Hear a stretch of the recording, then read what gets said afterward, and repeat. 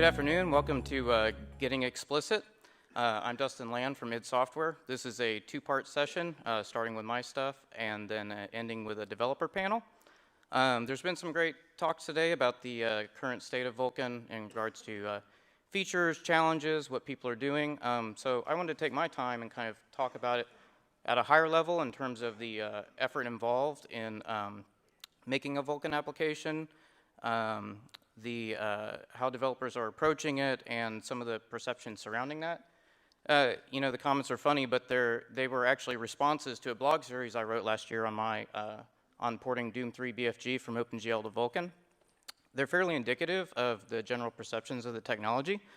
I'm sure you all have seen comments, uttered comments, or heard them in this regard.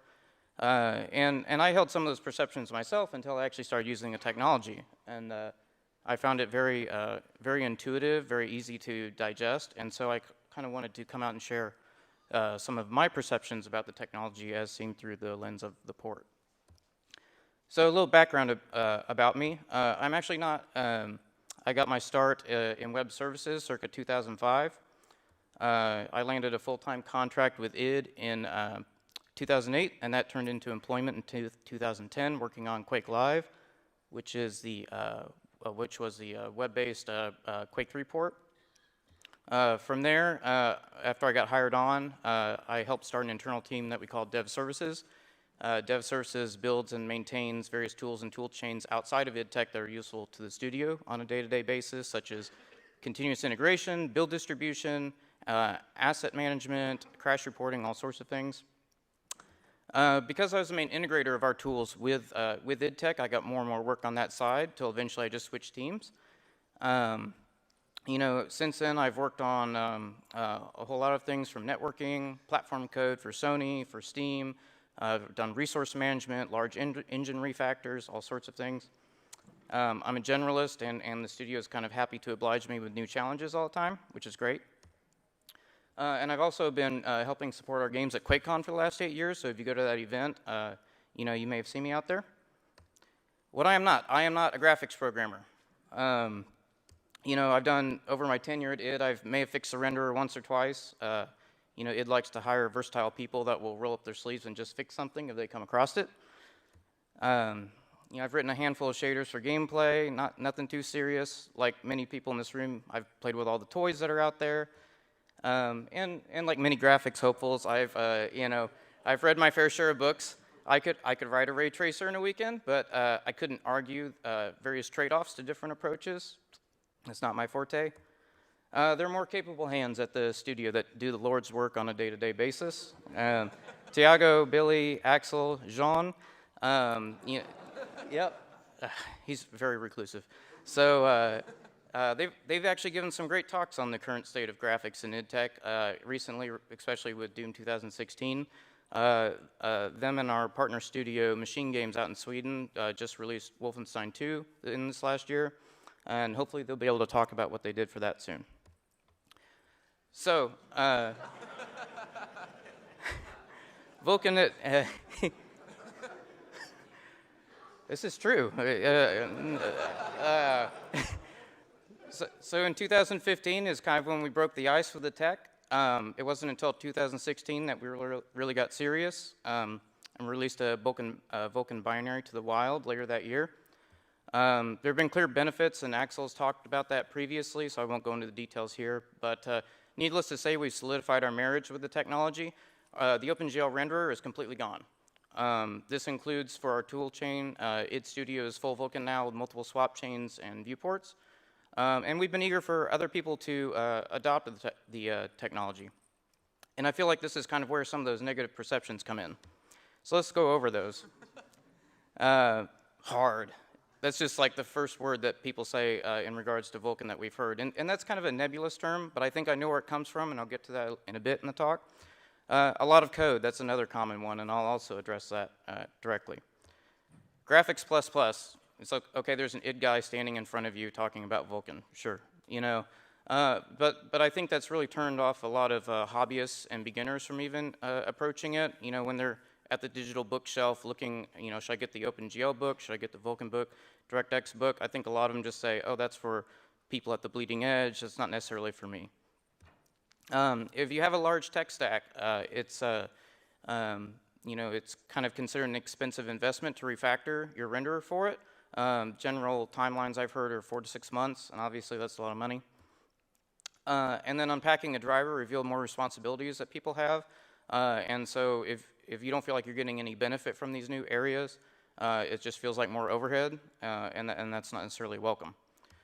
This was exacerbated by kind of the body of information that was available in the early days. And if I had to kind of delineate that, I'd say the top 10% were expert talks given at events such as these. And then the bottom 20% is introductory, and that's just talking about things in isolation. And that's things that people are hitting on Google, such as Graham Seller's book, the Vulkan tutorial site with its SEO magic.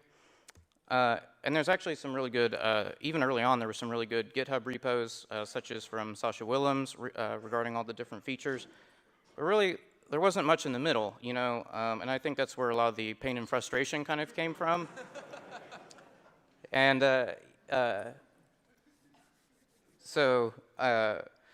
you know, it's kind of the old joke of, like, I saw this recently on Twitter, it's like, how do you build a renderer? You get a black screen first, then you get a colored triangle, a textured cube, and then you write everything else, you know. So to kind of fill in the gap, a couple of us at the studio took some open source projects and ported them over. Axel, who did the majority of Doom 2016 and quite a bit of Wolfenstein's Vulkan renderer, he made VK Quake because he's a big Quake 1 fan. It's based on the popular Quake Spasm mod. He released that around the same time as Doom 2016. I started on Doom 3 around the same time, but I didn't finish it for a year, and I'll explain that in just a second. But both of those are available to pull down now and take a look at. I also wrote a blog series about my efforts. There's a wonderful lady over at Binomial, Stephanie Hurlbert, who put out commissioned a Vulkan beginner tutorial challenge, and many people rose to the occasion. I threw my hat in the ring and wrote a 7-part series about it. I thought I'd get about 36 views because it's an old game. I'm not a graphics programmer. Instead, I got 30,000 views in the first month. It actually broke Squarespace's analytics report. You know, and I've averaged about 1,000 views every month after that. And I've had a lot of conversations with, especially with beginners that are going into university or about to come out of university. You know, and all in all, this kind of showed me it's like, despite the reticence kind of in the Beltway, there's considerable interest in Vulkan, a lot of excitement surrounding it, especially that are looking to add graphics to their skill set or are just like interested in it from a career perspective. So my personal reasons for doing the port was expanding my skill sets. You know, explicit APIs are kind of a nice inflection point in graphics right now because it's kind of a new paradigm. There's a lot of shifting around that has to happen. So if you've been looking to add it to your skill set, I'd say now's a good time. There's a lot of opportunity. That opportunity is not going to be around forever because everybody's catching up to speed. It's a good fit for me personally. It compiles in seconds instead of minutes, which is great. You know, and obviously familiar with id tech idioms, no red tape with open source, and fixed assets, so I didn't have to open Photoshop or a modeler or anything like that. And then the last part was just evangelizing, because we were early out, you know, and it was, you know, we kind of wanted to put out some examples of what it was like to go from a renowned legacy OpenGL renderer to modern day Vulkan. And we also had partners asking us how to make Vulkan more approachable. So here's the result. It'll look like Doom 3.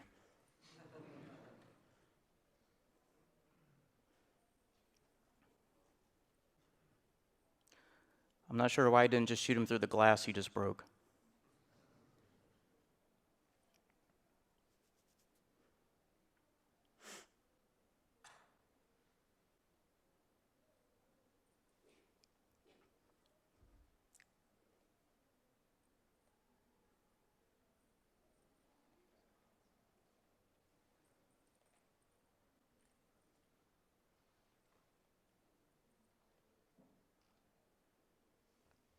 All right, that's it. So what did it take me to actually accomplish this? He's the reason it took a year, but I got some good pull requests out of him. a little over 700 commits. The Vulkan specific code was only about 5,000 lines. GLSL was about 3,000 lines, and that was trivial because the shader code was already written in GLSL. It took me, I estimate, about 4 full-time months to do the port, and that's with knowing nothing about Vulkan or really rendering altogether. Mostly worked from 10 p.m. to 3 a.m., and there may have been some Netflix involved. So lines of code is one of the major complaints. And as I said, the render I wrote was about 5,000 lines. Anybody who's written a renderer knows that most of your code's actually in the abstraction of how you're getting your data to the API. But it's interesting to note, lines of code's kind of an odd metric, but because it's used in this negative light, I wanted to point out that the OpenGL renderer that was present was about, actually 2,000 lines of code larger than the Vulkan one. And the delta for that was mainly just because it had amassed a bunch of debug tools that I just simply didn't implement. If I did, they would be about parity, but it's certainly not 10x in 2x, so. Breakdown of that code, the resource management of it, with the buffers, the images, the allocator, staging is all trivial. Most of it's consolidated into the pipeline management and the renderer itself. With pipelines, it's actually a lot of that code is just loading shader modules, pipeline selection, and filling out structs to submit to the API. And the renderer itself, half of that is just setup code. And that, I'll get to that in a bit. So what I want to do now is kind of take you all through a high-level whirlwind tour of kind of the port effort, and breaking it down into 5 different areas.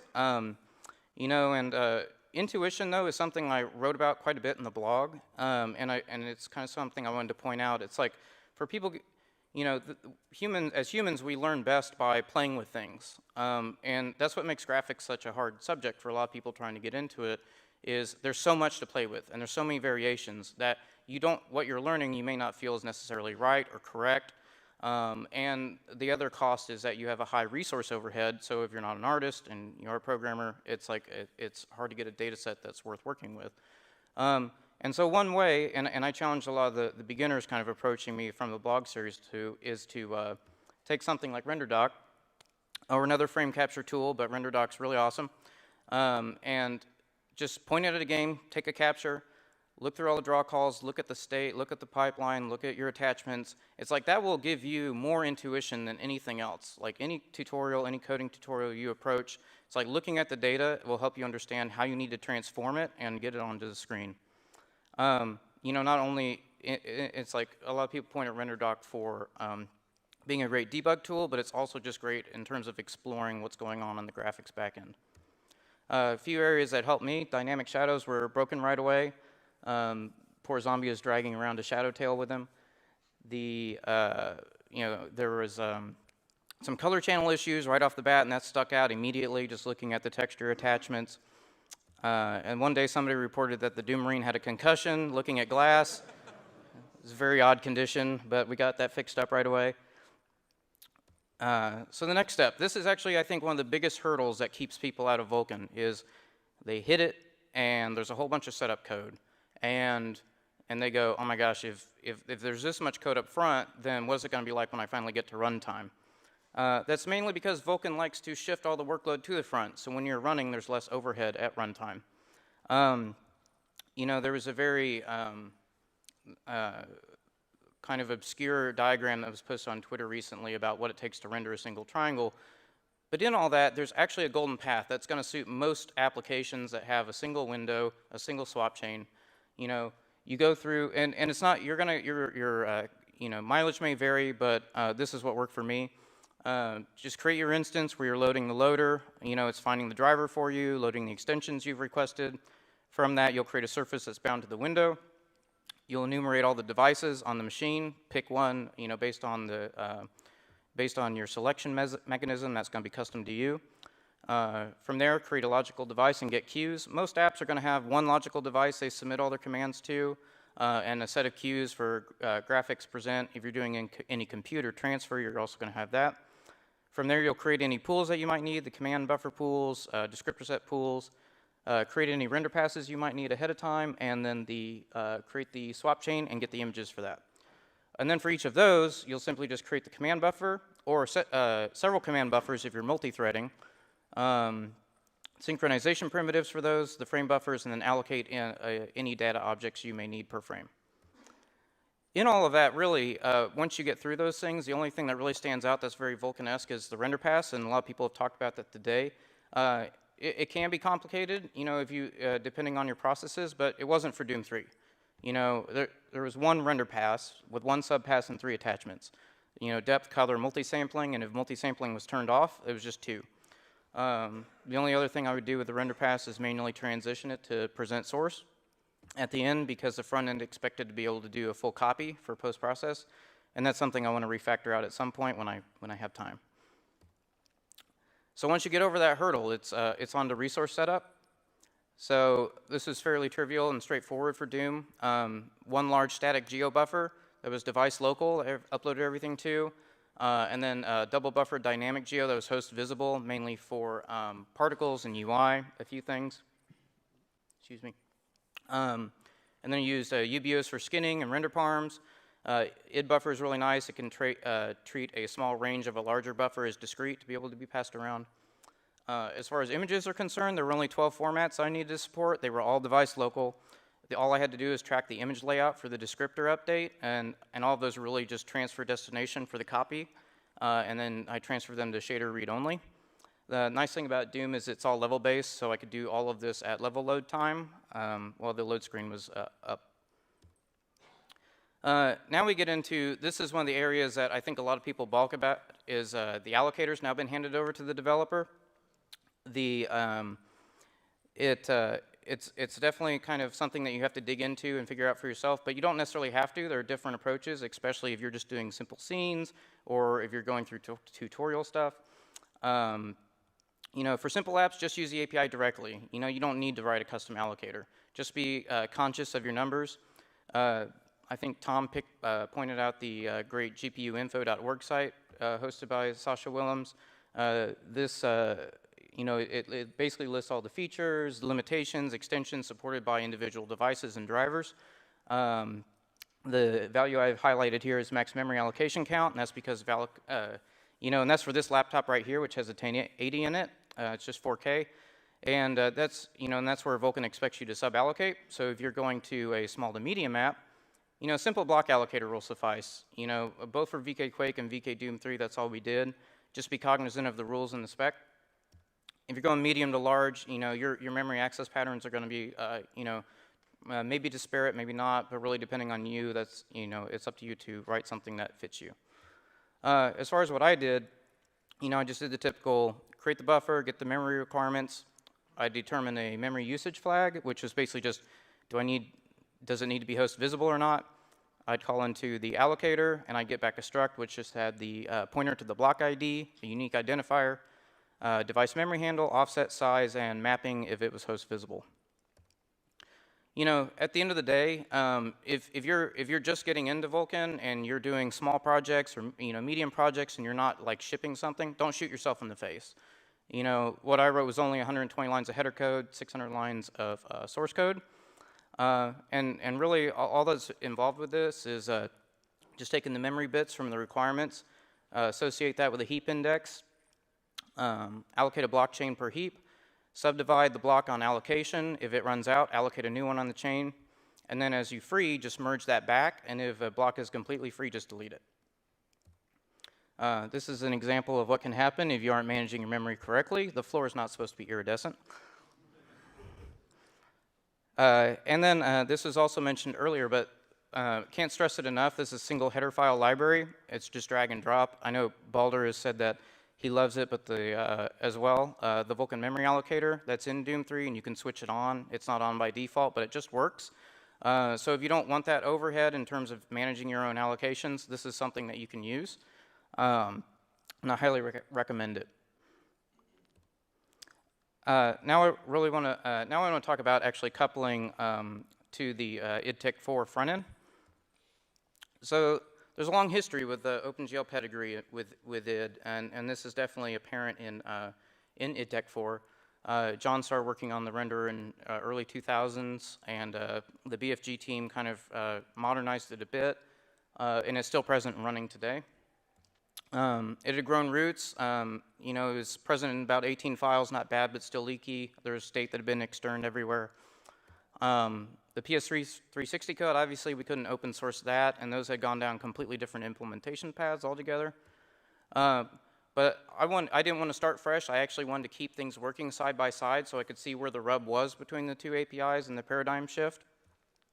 And so a large part of the effort was actually just putting the beast kind of back in its cage and getting an abstraction that worked for both APIs. In the end, I was able to sequester the code or refactor it back into just 8 files. So the main thing with the front end is that you know, it's designed to change state immediately through commands like GL state, select texture, bind texture, clear. It's just changing state in the middle of a draw call depending on different conditionals. And this is where a lot of the state tracking actually comes in because Vulkan doesn't have any of that. It doesn't, you know, it would prefer that you save it for the appropriate time, such as just at descriptor set updates, pipeline selection or creation. Thankfully, the IDTech 4 had the idea of GLS bits, which was basically just the renderer state in bit flags that were passed around. It wouldn't save the data off because the OpenGL renderer would just submit that to the driver to hold on to, but it would at least have an idea of what state it had submitted. An example of this is in the GL state call is 210 lines of code, and so it's calling into all these GL calls to, you know, change the depth, change the stencil, all sorts of things. And in Vulkan, all I did was just save that out and use it later. So now we'll actually talk about the draw call and see where that state's being used. So as far as the rendering is concerned, there were only really 2 passes. Surface-based drawing, most of id games up until Tech 6 were surface-based, which is basically just contiguous triangle calls, like you see to the left.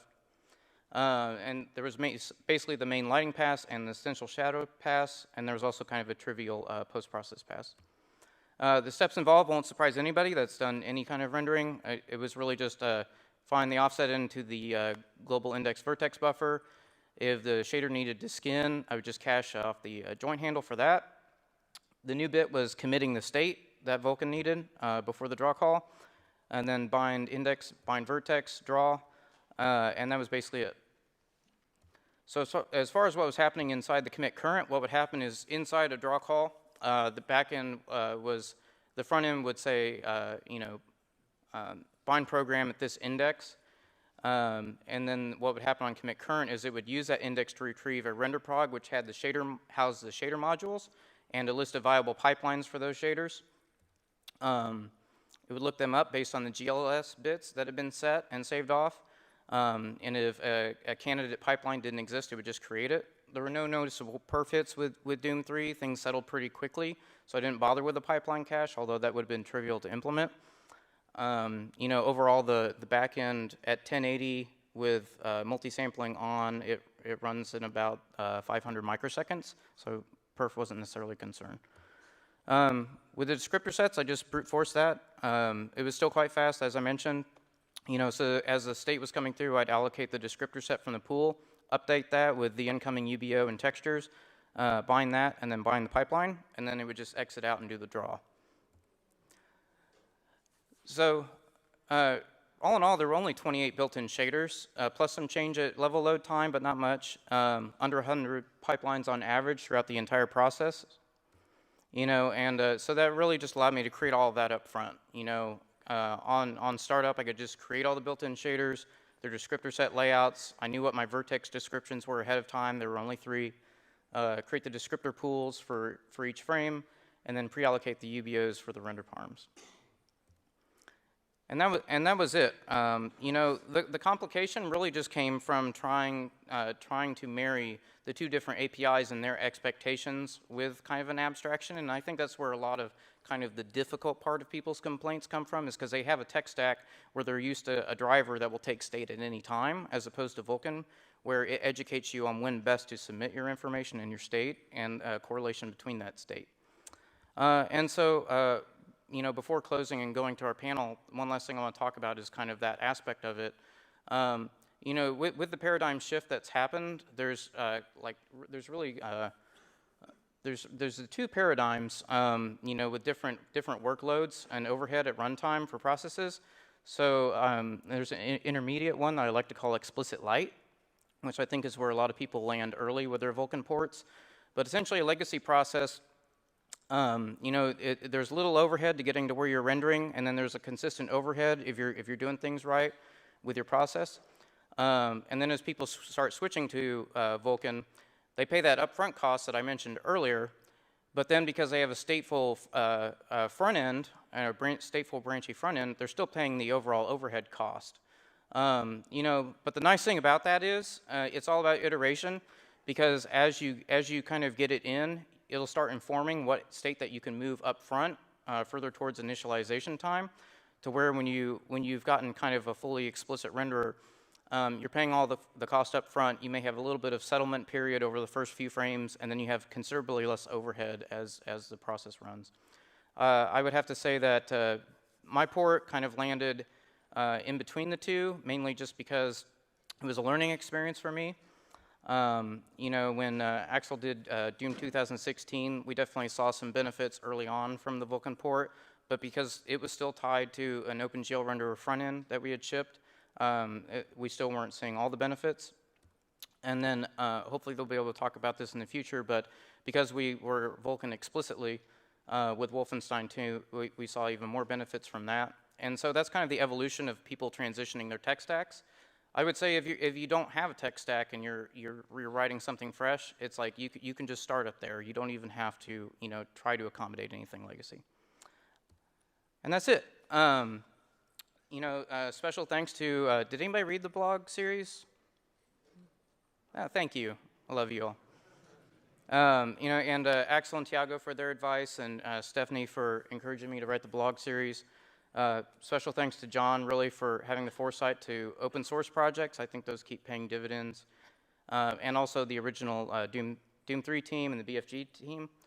There's two other ID alumni that are no longer with us, John Paul and Stephen Seraphin. They both made major contributions to ID Tech over the years. JP passed away last year, and Stephen passed away a few years ago, but their impact's still being felt at the studio and in the games that we ship and that people play. So many thanks to them all.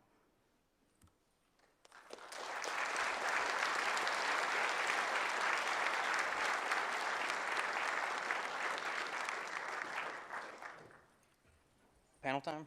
Panel time. Panel time. Cool. Thank you, Dustin, for an awesome presentation, and the blog series, it really is so helpful, no matter what level of experience you have with Vulkan. My name is Alon Orbach. My one remit here, as we decided this session, was not to talk a lot. That's the one condition. So I work for Samsung with Fred and Ine, who were speaking earlier. But any questions for Samsung, I'm afraid I can't answer, which is fine with me. So can we get the panelists up and let's get going. So if you can start coming up with questions, that's the mic, and let's just. And where's our roving mic? Is the question. Where is the roving mic? It was around here.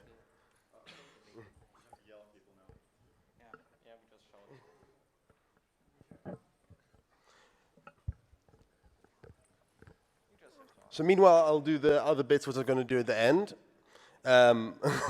whilst we find our roving mic. We want your feedback about today's sessions. So as well as doing the GDC feedback, which will give you the chance to win stuff, we do have a bit more explicit feedback we want. As Tom in the opening said, we really are trying to be more open in Kronos and how we do things in Vulkan. So we want to know, how did you find today's sessions? What topics you thought were well covered? What do you think we should cover in the future? And also, there's one event we're planning, which I'm particularly keen to find out. Lots of lovely people in Montreal are willing to travel to Montreal on April 30th. We've got a day of Vulkan planned, so do give us your thoughts there. So without further ado, I've stalled enough and we have a mic. So to start us off, just one question with a brief answer. For developers getting started with Vulkan now, if you had to give one tip, what would it be? If you want to kick us off. I have a. Assume this on. Somebody said something to me recently, and this is really low level. But I have a tendency to just go really deep on everything, and I was bugging Tobias about synchronization and scheduling at the GPU level. And he said to me, you know, on some driver implementation, scheduling work is very similar to how your compiler schedules instructions for execution on the CPU. And I started down this weird path of reading all these like ILP books. And one day it snapped at me that I finally understood synchronization. So if you're planning to go really deep with Vulkan, and sorry, it's not a starter question, but if you really want to understand that, you really have to take the word pipeline in Vulkan literally. It's an instruction pipeline. And when you begin to take that literally, it really helps you understand how the synchronization comes together. Arseny. In 2 words, especially after what Kai said, don't despair. So my serious advice, I guess, if you're starting to develop Vulkan, I think try to find a healthy balance between using all of these shiny new concepts that you never heard of before and not doing that and doing something that may not be recommended by some tutorials but could be easier for you to understand, because totally agree with Dustin, it's all about iteration. Like if vendors tell you use subpasses and render passes, etc., and you're writing your first or second Vulkan app, just don't if it makes it harder for you to understand what's going on. Yeah, I'll echo both of those. Like, you know, with Doom 3, I mean, it's an old game, but it's far more substantive than, you know, a lot of your beginner tutorials are, and that's why we put it out there. You know, and it didn't use a lot of, you know, you notice I didn't talk about synchronization or anything like that, and that's because there was very little of it. Doom 3 was inherently single-threaded, and that's fine because the performance didn't require it to go multi-threaded. But you can get in and you can learn because it's only a few steps up to learn the new, like, Vulkan-ness that's there. I'll also echo what Hai said is, like, I think what hit home for me is, like, in OpenGL, it just accepted state at any time because the driver's like, oh, I'll just hang on to that and submit it because I know when I need to submit that to the hardware. You know, but with Vulkan, it's like you're expected to hold on to that, which seems like more overhead.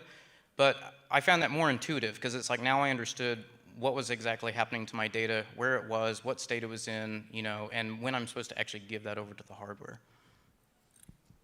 Matthias, so. Yes, so my advice would be just to read the spec, because there is... End to end. Not necessarily end to end, but I have been supervising a couple of students in the last 1.5 years who have been like just beginner graphics people, and they was like, how do I do something in Vulkan? And it's like, well, did you try reading the spec? And they were like, no. And I found out you can actually read it, right? So if you only go for the create parts and you don't go for the delete parts, you can actually get your first window up by just reading it, and you shouldn't be afraid of reading the spec. I'll echo that. Actually, I'd say, you know, Cronus has done a really good job with making the spec readable and digestible overall, and especially even just the header. You can just look at the header and see everything that's available to you. So consolidating all this stuff into one place has actually been really beneficial, I think. Well, if we can get questionnaires ready.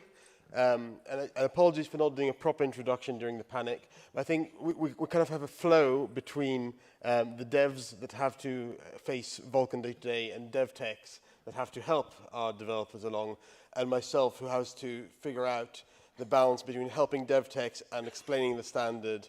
And it's great fun to balance that along. Are there really no questions? I've also got some planted questions, so I'm shocked there's none already. Go ahead, Hai. So, Dustin, in your development process, did you use any tools like RenderDoc or any like profilers to measure your speed or debug your shader issues? I mean, I use RenderDoc extensively. Oh, yeah, sorry. I use RenderDoc extensively. You know, and that's why I dedicated several slides to it.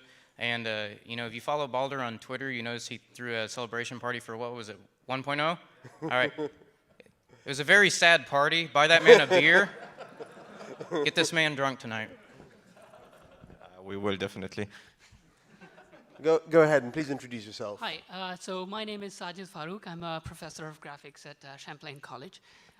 So we at Champlain College were one of the earliest to start teaching Vulkan in an official capacity about 18 months ago as part of our advanced real-time graphics. I just wanted to first affirm a couple of things. So it is, yes, it is very front-heavy, and especially when it comes to students, the problem is that the hardest part is the front. It is the first steps. And with an API like Vulkan, you are trying to do everything, setting it up and all of that. A lot of new concepts have to be taught from day one. So we spent maybe in an advanced real-time graphics class, like 3 weeks just teaching the beginning of it, just getting to drawing something on the screen, a triangle. And then we moved on to some interesting things like the ray tracing in a weekend or whatever, right? Yeah. So that is one thing that I wanted to affirm. Now, I'm not an expert on Vulkan, even though I teach it, and that's how most professors are. But but having said that, so I don't really know whether it is possible. But my question is it possible to have some sort of sensible defaults when it comes to Vulkan, so that it's not so heavy to set it up, and so that you can have our students, and again, I know that there are a lot of APIs out there. The problem is with the other things that are on top is that they're not standard. So I'm kind of saying if we can have something which is standard. So I mean, I'm a downstream consumer, but at least from my perspective, and I know a lot of people are talking about this, and Arseny even mentioned this earlier today after his talk. It's like, I think there is room for kind of drag and drop black boxes for certain things. Like, that's why I mentioned the memory allocator. It's like, okay, if you don't want to eat that overhead just getting into it, it's like, here's something that works for you. And so, you know, having something that does like the device selection and queue retrieval for you, and maybe just a few lines of code, and having that as a nice setup for like a single windowed app, I think that's kind of a great solution for who wants it next. You want it? Okay. Do you want it? I'm glad you're asking this, because before I was sitting up here, I was heckling Kronos about the exact same thing at these kinds of events. One of the best sources for that is to scour Sasha Williams samples and pull out the values in there. I'm sorry, it's not like a sensible default, but if you want to collect them until somebody puts together a source for one, that's a good place, because I found myself into some really sticky situations where I needed something to just come up on the screen, and that's where I always fall back to. Yeah, and one thing on the sensible defaults, like if D311 has taught us anything, is like we can't set up sensible defaults, so we have tried really hard, and I found it to be very valuable for like a student if he, like, how does this write discard work? Oh, and there's a rename buffer, and like how big should I make it? And it's like, well, you can't set it because D3 does it under the hood, and now it's probably suddenly exposed to you, so that you can ask, like, you can start a conversation with those people and say, like, well, how would you actually set this default, right? And then they have a deeper understanding of the whole thing, and I think that's more valuable than just having like this default implementation which has like everything set up incorrectly. So that's my take on it. So I just have one question for the panel, and also wouldn't mind doing a show of hands here. Marcus Tavernrath and the work has been done on Vulkan HPP to kind of look at a slightly less verbose access to Vulkan. Would you recommend it, or why do you not think there isn't more uptake and preference to use the C bindings rather than the C++? I have to recommend it because Marcus forced me to. I pushed him to add the namespace stuff, and so I think it depends on what kind of workflow you have. For certain people, it does make sense to have VKHPP, because it does initialize certain things to reasonably sensible values. My preference for the C flow is that because of games and working with games, I prefer to see the low-level code, and I think that's what a lot of people share that opinion. So we do not use Vulkan HPP, and since nobody asked me to recommend Vulkan HPP, I won't. I think from our side, I think tutorials are awesome. Libraries that help you deal with parts of your initialization flow are awesome.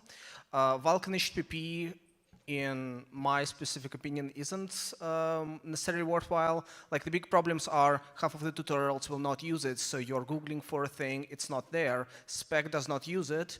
The header is very large, etc. So I feel like there is more value in having a library that sets up the device for you using the completely incorrect defaults, but it doesn't matter, it's open source, right? So you can look at what it's doing and change it if you need to, as opposed to redefining the entire API in C++. You know, one thing with the setup though is, like, once you get over that hurdle, you don't need to cross that every time. You know, so if you can write something, you know, that really works for like, basically, if you're just writing games, it's like that will work for you for basically most of the games that you write, and you can copy that code around. You don't have to cross that threshold every single time, so you're only paying that cost once. And the nice thing is that you can understand it up front. With the with the C++ stuff, I definitely prefer just the cleanliness of the C API and handle-based you know, submission. And mainly, I think Vulkan does a really good job of kind of like telling you what it needs with every API call, and I think that's what's made it more intuitive, especially for me getting into it, and I think for other people as well. Yeah, so adding to Dustin's point, I mean, the moment I saw the Vulkan spec, I invested heavily in keyboard manufacturers. But it turns, unfortunately, out that this typing effort, like this typing overhead, many people have been afraid of, it's very minimal, right? Because it's like you have this struct you need to fill out, but it's like, if you're a beginner in programming and you're filling out your VK buffer struct in like 27 places over your code base, you need to revisit some life choices along the way, because that's not how programming works. And it turns out in the end, it's like the overhead is not that big, and I really didn't get like much like return on investment on my stock. Yeah, and that was why I took a couple slides to kind of point that out, is like, when you're filling out these structs, it feels like you are, you know, writing a lot more code, but you're not. You know, at the end of the day, you're not. It's because, you know, have all your data flow into one point where you're actually doing the submission or the state tracking. And expanding up from something like what I wrote isn't going to add a whole lot of code to your application. Go ahead. Thank you for your patience. Yeah. DJ Kehoe from NGIT, also a professor. So I teach game programming courses, and my question is, how ubiquitous are Vulkan jobs right now? Because I'm in the process now of refreshing some of our software, some of our tutorials for the classes, and I'm still debating whether I want to focus on the OpenGL 3.4 spec or Vulkan, because what's going to be the best payout for my students? So I have half a dozen Vulkan openings, and I have 0 OpenGL or D3.11 openings right now. So if you have 10 people with Vulkan experience, I can hire them all. We'll talk. I can speak that too. We actually now, I mean, we're fully Vulkan for all PC. You know, this is where, you know, high-end gaming is going, and it's also just where technology, graphics technology in general is heading. We actually hired somebody recently because, you know, they were fresh out of a master's degree, and we were like, you know, he showed us what he could do, and we just kind of challenged him. It's like, have you learned Vulkan? And he's like, no. And it's like, well, we'll go take a look. He came back a few months later. He had written a renderer, and we hired him, you know, because he showed initiative on that. I mean, just to add on this, I had 2 students recently graduating who both did a Vulkan project, and they are both like, well, they could pick basically the ISV they can work with. So from our perspective, we do not have a job description of a Vulkan graphics programmer. However, what we find in general is people who are interested in Vulkan and people who are willing to go and ask the questions and make a render, but then also ask the questions of why is this done a certain way? Like, what is actually going on here? Why does the driver need to create a PSO and has to have the vertex shader, the fragment shader, the blend state, etc.? Like, why? And if you find answers to these questions, your depth of knowledge as a graphics engineer increases, and these are people who we'd like to hire. So I don't think Vulkan as a technology, as like a specific technology, is part of this. It's just the amount of knowledge that you could get by asking the right questions about this that's beneficial here for us. Part of my job is to try to find people who know about Vulkan, and it's been very hard.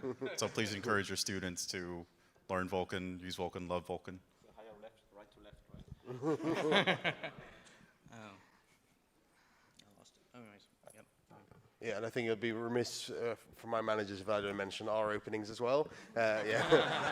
Galaxy, game dev, we're hiring, game dev at Samsung.com. Any other questions? I know there's people willing. Come on.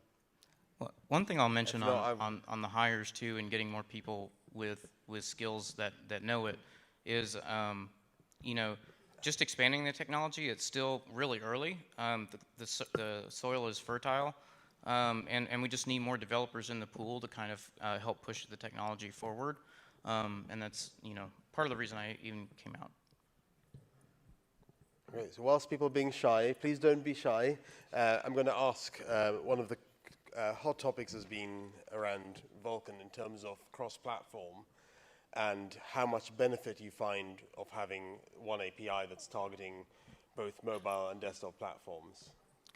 So we did Linux dedicated servers for Dune 2016, and a few of us who are Linux heads in the studio are just like, let's take it the full way. And all we had to do was change the surface that we were creating for the Linux version of it, and it just ran. Like out of the box, performance was equivalent. And so it's like having a smaller driver actually helps a lot there, I feel.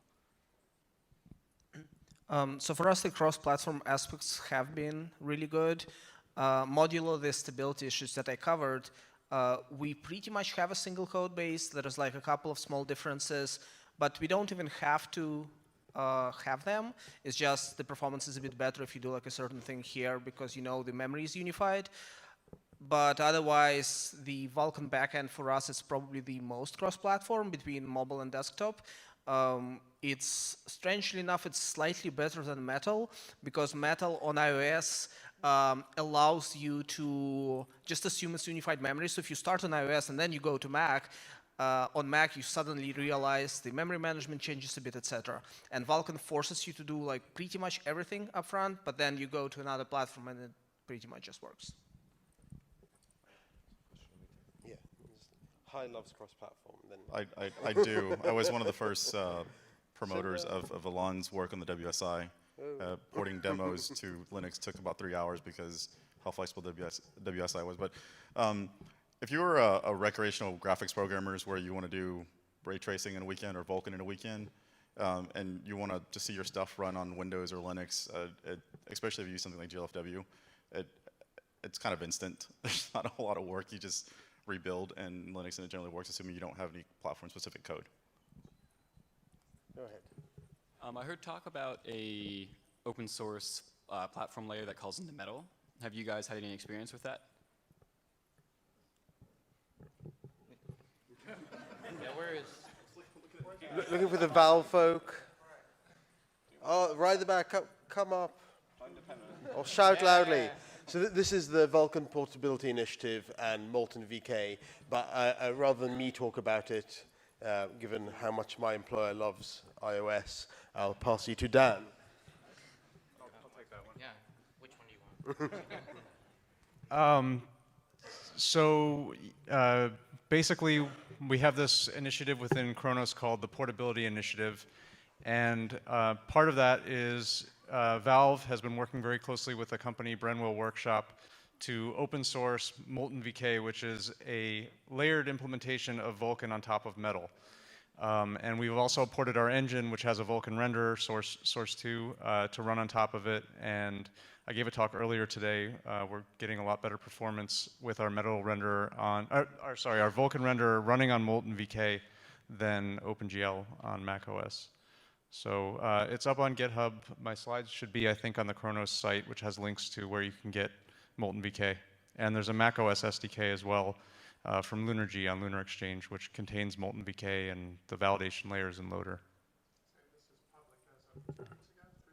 I think it was public at the end of February, yeah, so about 3 weeks ago. So all open sourced.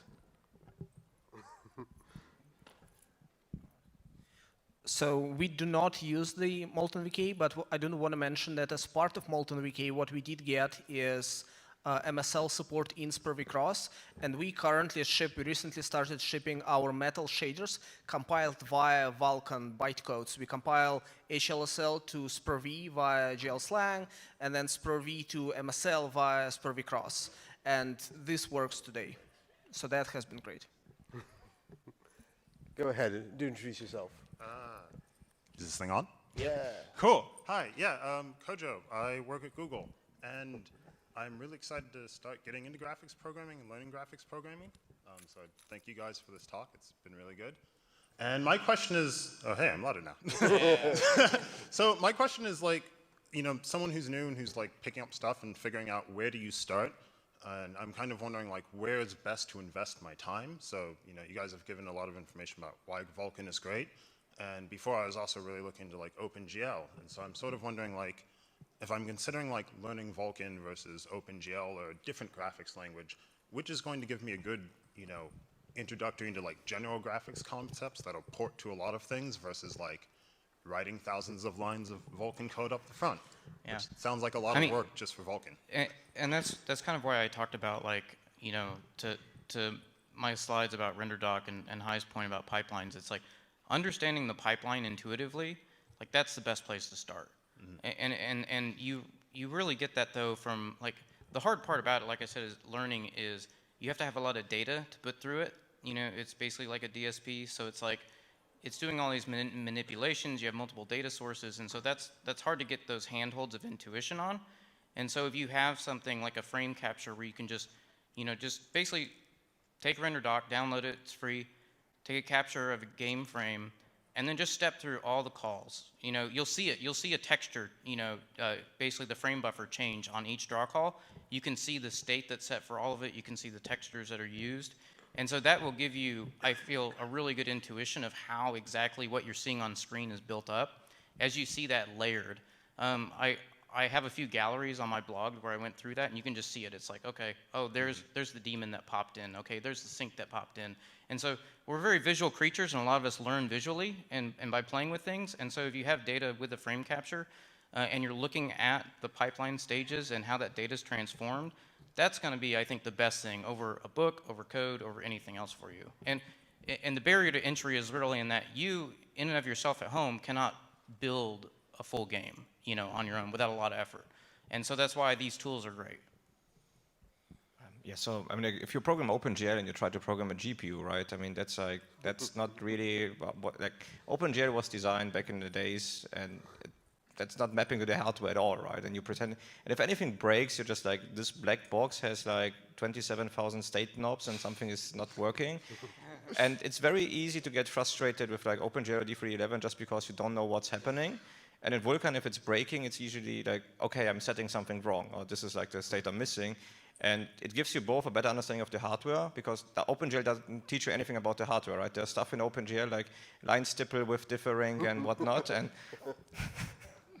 sorry for opening old wounds here.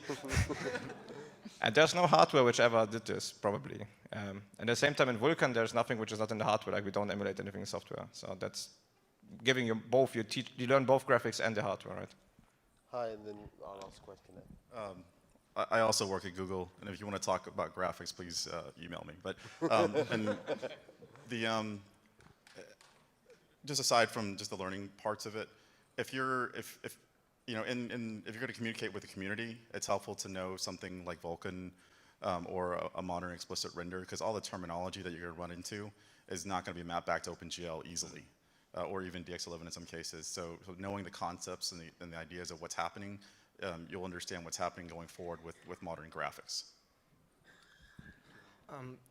So one big issue that I find with OpenGL is it seems deceptively simple. If you want to write an app that draws a bunch of triangles, even if you want to use shaders or whatnot, like buffers, it seems very simple. But the actual reality is, even bypassing, forgetting about the fact that the driver is lying to you and not doing what you think it's doing, there is many layers of the APIs that are sort of deprecated, but you have to use them in some cases. Like you look at your OpenGL code and then you go, oh, how do you do this in OpenGL 4 or 5? Oh, there's like direct state access. All of this old stuff that I was using is like you should not be doing this anymore. Or you go back to GLES 3 or God forbid 2 and like, oh my God, half of my API isn't there and my shader syntax is different. What do I do? So with OpenGL, it's like a bit of a trap where the initial learning curve, I think, is better, but it's like it's like a swamp, right? You go there and then you don't realize that you're stuck up until you're drowning. No. Before the mic, GL begin GL quads, right? yeah. Before I have no way to cut the mic off, but I think to explain, OpenGL does still have a purpose, and especially OpenGLES as shipping in billions of devices. I think the issue is, as a training API, it's not giving you the right indication of what the GPU is actually doing. But for many people that don't need to squeeze every single bit of performance out of a GPU, OpenGLES is a reliable cross-platform API that everyone loves. Right. Final question. Thank you. Well, I just wanted to add one last thing real quick. A lot of the talks, focused at least in part on the validation layers and what it was giving back. All that's really quite good now, especially for somebody writing medium to simple applications. Where the issues or the cracks where it's showing are kind of like, people that are shipping big projects on it and doing a lot of interesting things that the technology just hasn't faced yet. But as far as you learning, it's like if you turn on the validation layers, that's going to give you a lot of information about what you're doing wrong and what is expected of you, so that's also going to educate you. All right. Go ahead. My name is Charles. So we know. Hey, Charles. Hi. I know we are at GDC, but for applications that are not games, like software, like normal software, where we don't have a rendering loop with all the resources created in a single spot, where we have a legacy GL where GL was managing the lifetime of our objects. So how do you guys would suggest we add Vulkan and manage our lifetimes? Is it having a ref count for each object, or how would you do it? I would probably throw away the OpenGL thing and start from scratch designing it for modern GPUs, because the OpenGL manages lifetime dynamically and so on. That's not how you efficiently drive the hardware at all. Okay. So I would try to get hold of what is my data, when is my data visible, and then map this onto the GPU, because that's how it actually works. I wouldn't try to gradually retrofit memory management from OpenGL to Vulkan. Just to clarify, are you asking from a software design perspective, or are you asking from a usage perspective on Vulkan? Mostly usage. Okay. It's a big code base. I'm probably rewriting it over with all the data would be a big job. I think there's we can talk about this offline, but there's for bigger level applications like something like Maya or something like that. There's definitely a management layer that probably needs to be applied on top of that, because you're going to have to recreate a lot of things that particular interface is used to. To Dustin's point earlier, that something like Maya has a more brutal interface when you're trying to fit that particular side of the data that you're trying to get from the API side into the graphics API. And admittedly, OpenGL is probably a little more friendly for that, but it is entirely possible to do with Vulkan. And come find me afterwards. I'll come find you and we'll talk more about it. Thanks. And very last question here, I have to say, we're out of time, but here's my colleague at work, so I have to be brief. Hello, my name is Francisco. I work at Samsung. So I was basically gonna give my perspective, because I've been working with Vulkan, basically porting an engine that was written in Glass 2. So I can add actually to the question that was just asked. The thing that was mainly an issue, like Dustin mentioned, is creating a layer that can abstract between the two APIs. That's where most of the effort goes. And really starting to deal with the issues that you can ignore in Glass, like memory management, in particular in Glass 2 and synchronization, because the API is so simplified, which is good if you're learning or if you're targeting very cross-platform devices. But when you're trying to abstract things between Glass 2 and Vulkan, it's really, you have to do all the work that Vulkan requires. And I think that there's a scope to have better APIs that would learn, that would help people that are learning or creating applications from scratch for Vulkan that don't necessarily want to learn all the details of synchronization, memory management, low-level APIs. They just want to do graphics. All right, I mean, that's where things like the Vulkan memory allocator come in, Yeah, right? sure. Yeah, that's great. And you as the community, if you can make the Vulkan synchronization layer, then be my guest. I will print T-shirts like Vulkan synchronization layer and your name on it if you do it. Cool. Thank you very much. Firstly, thank you to our panelists. I think it's been a fantastic discussion. Thank you to all the working group members for all your effort today, the GDC staff, and mainly thank you all of you attending, especially those of you who sat through the entire afternoon here with us. We really would value your feedback on how today went and also future sessions. There's still more stuff. There's a bag of badges. There's T-shirts. Please grab them, and please do help our lovely GDC staff by clearing up your stuff as we leave the room. Thanks again, and see you next year.